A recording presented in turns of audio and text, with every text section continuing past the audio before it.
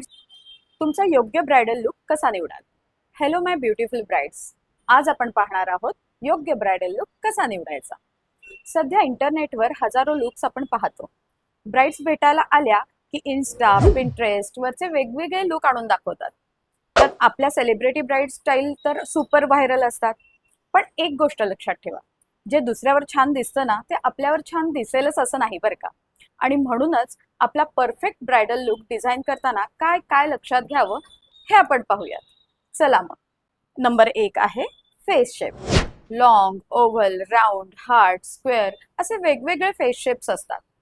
प्रत्येक face स्ट्रक्चरला शोभणारा makeup आणि hairstyle वेगवेगळे असतात.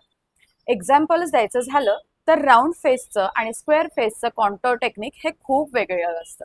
नंबर 2 आहे स्किन टोन आणि त्याचा अंडरटोन. आपला स्किन टोन म्हणजेच आपल्या त्वचेचा टोन आणि अंडरटोन यांचा विचार करूनच आपण बेस, शॅडो आणि लिपस्टिक निवडले पाहिजे. बिकॉज प्रत्येक स्किन टोन आणि अंडरटोन वेगवेगळा असल्यामुळे एखादी लिपस्टिक शेड जर तिला खूप छान दिसत असेल ना, तर ती आपल्याला छानच दिसेल असं नाही बरं का. त्यानंतर येतो आउटफिट आणि ज्वेलरी स्टायलिंग. जर आपण वेडिंगला एकदम रॉयल लेहंगा किंवा भरजरी साडी नेसणार असू तर मेकअप थोडा सेटल, सिम्पल ठेवावा आणि त्या अकॉर्डिंग ज्वेलरी सुद्धा बरं का. आणि जर आउटफिट थोडा सिम्पल सेटल असेल तर थोडा ग्लॅम लुक चालूच शकतो. त्यानंतर येते लग्नाची वेळ. मेकअपसाठी तुमच्या लग्नाची वेळही तितकीच महत्वाची असते. जर लग्न सकाळचं असेल तर थोडा लाईट सेटल मेकअप हवा आणि संध्याकाळचं असेल तर मात्र हेवी ग्लॅम लुक खूप छान दिसतो.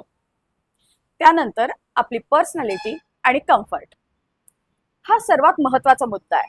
तुम्ही तुमच्या मेकअपमध्ये कॉन्फिडंट असला पाहिजे. तुमच्या कम्फर्टनुसार आणि तुमच्या पर्सनॅलिटीला शोभेल असा मेकअप केला की तो कम्फर्ट आपला कॉन्फिडन्स वाढवतो आणि हाच तर असतो आपला बेस्ट लुक.